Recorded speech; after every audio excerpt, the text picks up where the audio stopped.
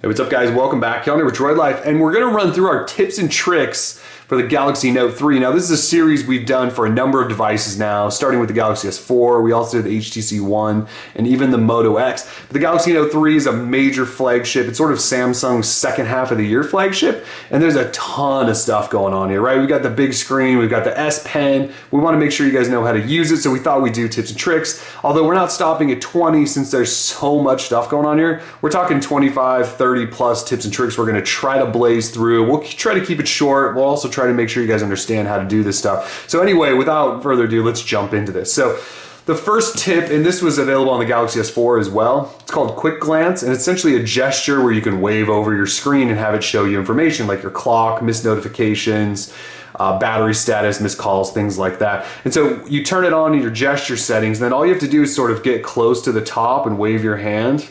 And this little blue light comes on, you probably can't see that, but then you get this sort of bubbly effect. You got clock, battery percentage, missed notifications. It only stays there for a couple of seconds. Obviously it doesn't want to kill your battery, but just a quick wave, assuming you can get it over the right sensor, there we go. And it comes on for a second. It's really handy if your hands are full or if you don't feel like picking up the giant device and pressing the button. So anyway, just a quick tip. Again, that was available on the Galaxy S4 as well. So if we talk lock screen widgets and settings for a second, first of all, you can do this cool sort of hover gesture over their watercolor lock screen and it sort of paints around.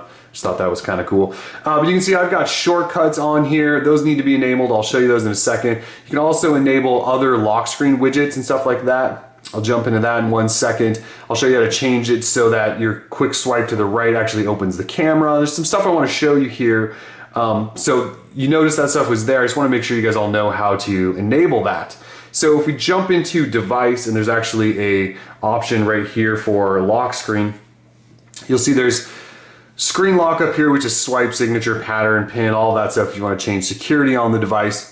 But multiple widgets is one of those where you definitely want to check the box. That allows you to add multiple pages of lock screen widgets. Shortcuts, you also want to check that to on so you can have those quick shortcuts down at the bottom. And then if you ever want to edit those, you actually do that through here and you can just sort of tap on one. It should bring up your list of apps, and that's how you sort of change those. Okay, and then the third thing I wanted to show you is actually this wake up in lock screen. So if you turn this option on, you can set up wake up functions that use your voice. So I have one, which I'll show you in a second, that says open camera. And essentially, once I tap the lock switch and wake my device, I can just say open camera and it should open the camera. So we'll show you that, make sure all of this stuff works. But again, you want to turn all of that stuff on in lock screen so you can get the most out of it. So again, if I have lock screen widgets on, I can swipe down, I can swipe over, and I can go ahead and add more lock screen widgets, in case you want to, have a whole bunch of information available at your lock screen rather than all the way in your device. So I added score center, and you can see scores up there. So again, you can also sort of swipe up on a lot of these apps down here, and that'll launch them right into you, or I'm sorry, you will launch right into them. But again, you have to enable that. So let's lock that. And then the other thing I wanted to show you is when you wake and then you say a command and open those. And let's try open camera and see if it works. So open camera. And I believe it worked. And sure enough, it did. And you can actually, once you're in here, there's some other things you can do. Like, I don't think I have it enabled. You can say take picture or snap, and it should take pictures and stuff. I don't know the actual commands. I don't think I have it on, but that's another thing you can do with your voice. Samsung's actually built in quite a bit of voice activated stuff in here. All right, so that's lock screen widgets, settings. You get that, right? Wake up command. Let's do swipe up for My Magazine, which is a new feature they've introduced with the Note 3. So if you've used an HTC One or seen Sense 5, you'll know that one of the big selling features is Blink Feed, which is sort of this magazine style home screen replacement. So Samsung decided that was a good idea as well, and sort of, I don't really want to say they fully copied, but they borrowed sort of the idea from HTC. So in order to access My Magazine, if you go down into your sort of dock with icons and you swipe up from there, it gets you right into this sort of magazine style, Flipboard powered newsreader, and it brings you politics, sports, food, tech stuff, whatever you want. It's in there, and you can actually swipe over and you'll see you can add personal stuff, social, so you can kind of customize it a little bit. But anyways, in order to access that, it's a swipe up from your bottom dock to get you right into there, and it's kind of a nice way to jump through the hot stories of the day. All right, so let's look at the notification panel real quick. If we swipe this down, you'll see it's your standard sort of Samsung notification panel. You can swipe over here and get into all of your other quick toggles. If you tap this icon up here, it'll list out all of them.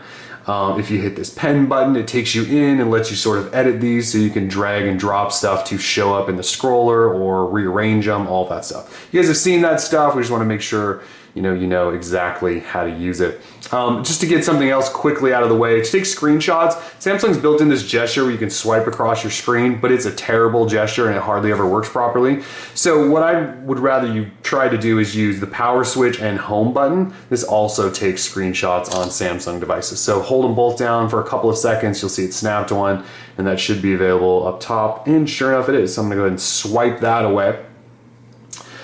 And let's jump in, well, we could show you, so you guys have seen this, wallpapers and widgets you change by long pressing on your home screen. You can get to set wallpaper and you can either set just your home or lock or both at the same time. If we long press again, obviously this is how you get into adding apps and widgets, although you can drag them from the app, or I'm sorry, yeah, the app drawer as well. You don't have to necessarily go in this way, but just so you're aware, that's how you do that. So those are just sort of some basic stuff. Let's talk S Pen now, okay? So S Pen is one of the big features of the Galaxy Note series in general, and they've actually created an S Pen that can go in two different ways now. So you can pull the pen out, you have one side without a button, one side with a button. You can stick it in either way. You used to have to just put the pen in one way only or it wouldn't fit properly. Now they've changed it so you can put it in either side. All right, so when you pull this out for the first time, you get this little menu that pops up, and there's 5 options there. We actually want to walk through all of those. So in order to access that, say after you've pulled the pen out, you can actually just click well, you can hover your pen just a little bit here over the screen and click the button, and that menu will pop right up. So hover, click, that menu pops up. And this is gonna be your way you access the menu from anywhere. You don't necessarily have to be on the home screen. So in here we have Action Memo, we have Scrapbooker, Screen Write, S Finder, and Pen Window. So let's jump through all of these really quickly, and let's start over here with Action Memo. So Action Memo, you can tap that, pops up a memo. We can go ahead and change the color of everything we're working with here. Oops, not that button. Let's go with pink and just write Droid Life. Fitting, right? Yay, Droid Life in pink. All right, so from there, then you could erase, you can hit the X to close, you can hit the checkbox to save, but let's go ahead and clear all. Let's say we write down 503, 123, 1, 2, 3, 4. I don't know if that's gonna work, but if you write down something like that, you should be able to hit this action button, and it should be able to pick that up. And so from there, you could actually take that number and then save it as a contact, call somebody, text them. You could write an email address, do the same thing. You see there's sort of a location. You can find things on map, open things in browser. So they've given you some other options. They've made Action Memo a little bit smarter than it was in the past. So just an interesting thing to keep there. So let's go ahead and check that though and save. The other way I want to show you how to access Action Memo is to hold the button and do a double tap on the screen. That's the other quickest way, just to pop up Action Menu. All right, so let's bring that menu back up.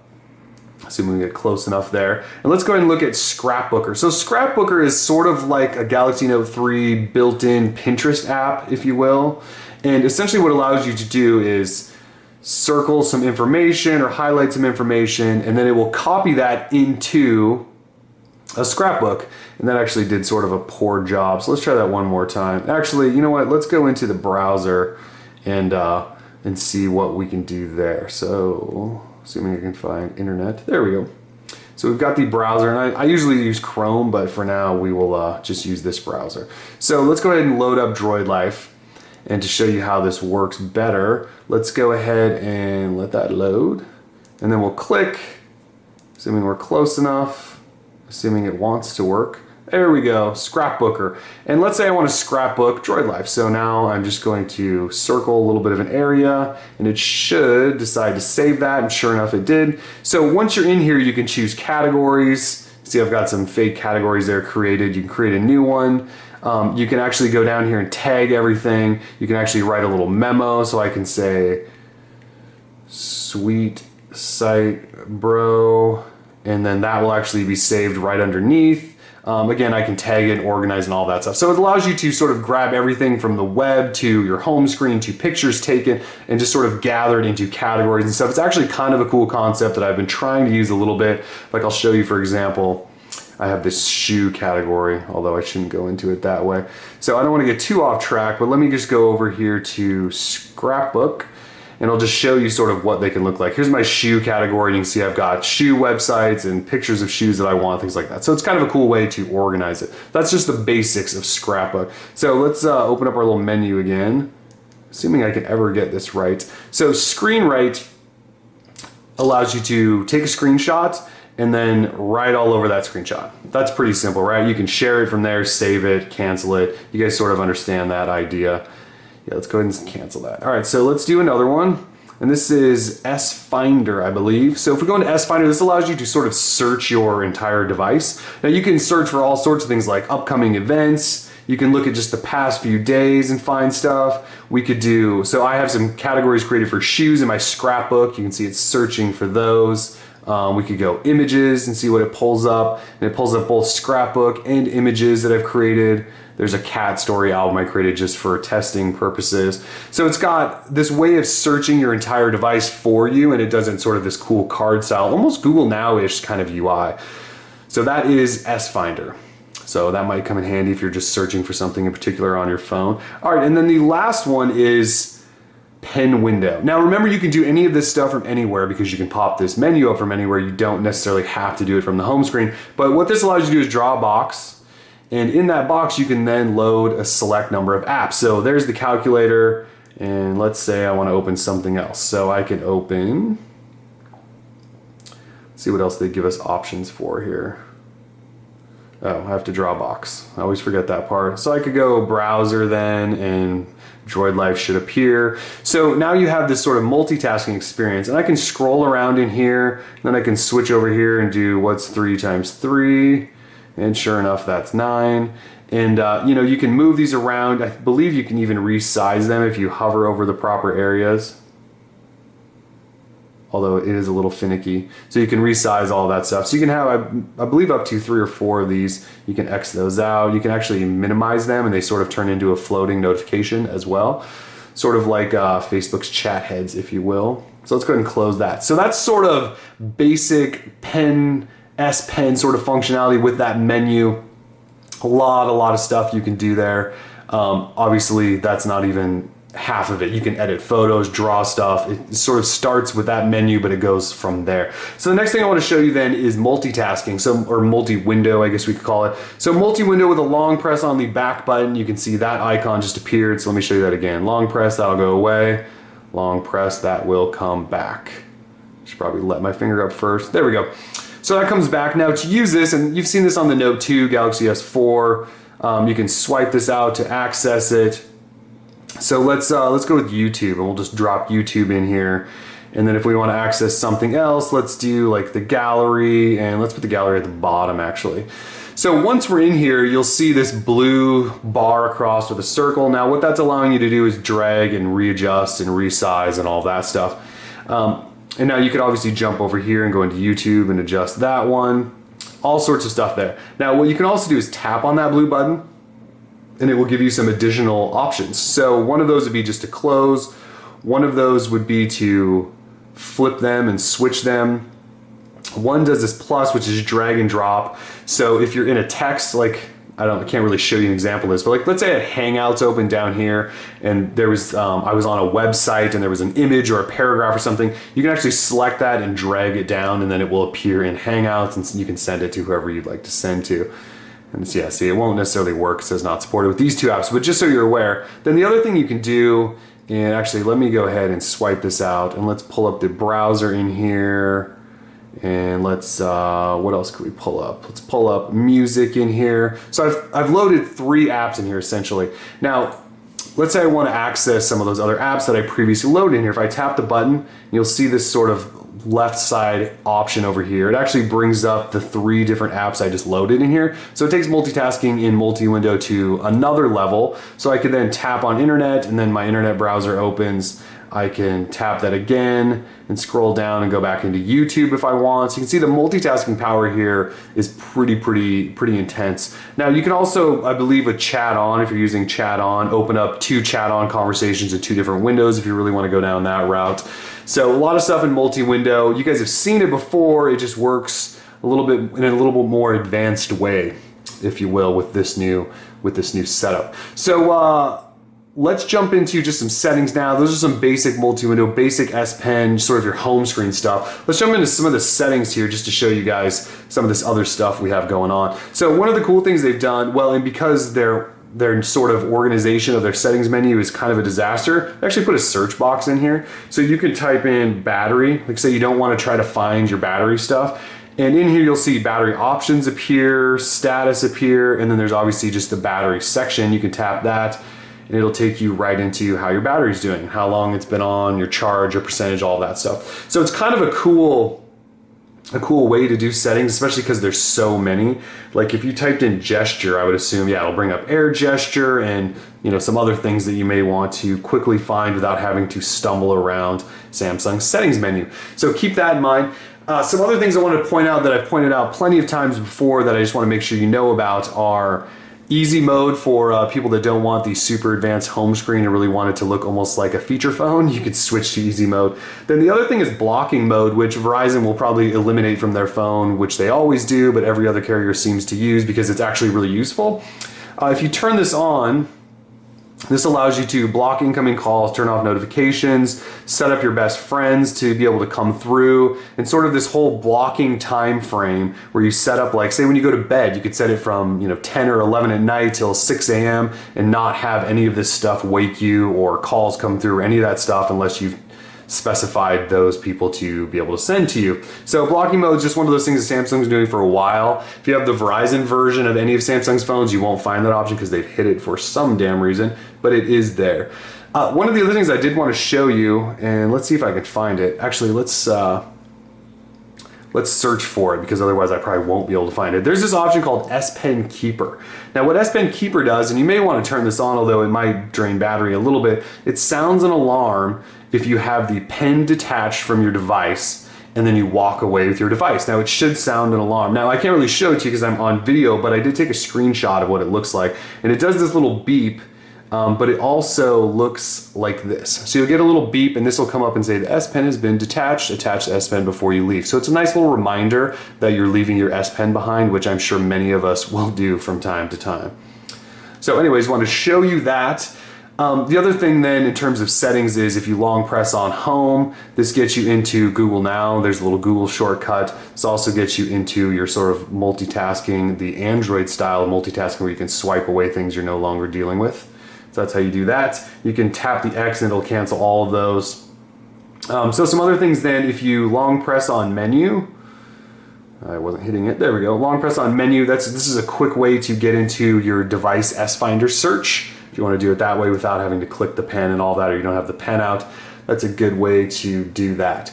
All right, let's go into the gallery. So if we jump into gallery, and now you've seen this stuff before, but if you have the S Pen set to being able to hover, you can hover over and it'll show you a preview of what's in folders, things like that. Now if we actually go in and look at an image, you can hover over that and it'll pop it out. We can go in here and look at beautiful sausage pictures. And also if you have the air gesture on, you should be able to wave across and wave back. And you can sort of flip through pictures that way without having to touch your screen. So this was introduced in the Galaxy S4, also is here on the Note 3. All right, let's jump into the browser. And again, I'm going to use the Samsung browser. Not really sure why, but just for demo's sake. So if we've got Droid Life up, there's a couple of gestures in here, so you could swipe up or down. I'm not sure which one it is. It's probably up. And this one never works properly for me. So if it's not working for you either, and I do have it turned on, so that's not really working. So ignore that one. We'll cancel that tip out. Yeah, this one never really works. But anyways, you sort of get that you can actually swipe up. Yeah, not really working. So just ignore that one. One of the things I did want to show you though is if you're on a website like ours that has a menu, you can actually hover the S Pen over it and it'll bring you your menu. So if we go to like reviews, you can hover down to phones or something like that. So a lot of times in mobile browsers, you can't just hover a finger, right? So you have to touch it, then the menu goes, and if your top menu item is actually a link, it'll go into that link. But with the S Pen, you can actually hover and then choose like phone reviews or something like that. So I thought I'd show you that really quickly. Let's sort of finish up though with camera. So the camera on this device is really, really good, by the way. I've taken some pictures and we'll have those in our review, but the camera is really good. It records in 4K and all sorts of things. But if you have the camera UI up, obviously you have your mode button down here, and they've got all the modes you've seen in the Galaxy S4, from best face to drama to sound and shot to animated photo, which is sort of like an animated GIF. Yes, I still say GIF.